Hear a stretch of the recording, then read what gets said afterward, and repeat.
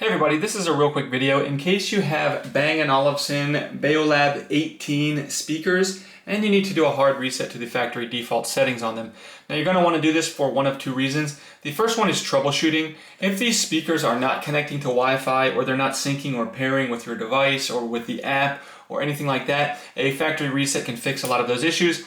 The second reason you might want to do this is if you're setting these up someplace new and you just on a new network and you just want to clear everything out so that you can set them up as a brand new device, we can go ahead and do this. Now you'll notice they have a reset button on them. This reset button does a couple things. If you press and hold the reset button on it on the speaker for 2 seconds, it will just basically reset the Wi-Fi and put it back into Wi-Fi connection, like if you want to change a network. But if you want to actually restore the factory default settings back to the out-of-the-box settings to set these speakers up new, we're going to just press and hold the reset button for 10 seconds. And after a 10-second press on the reset button with power to the speaker, of course, we can release it and it will do a full factory reset, at which point, we can delete it off the app or whatever, and then just go ahead and set these speakers up as though we're setting up a brand new set of speakers.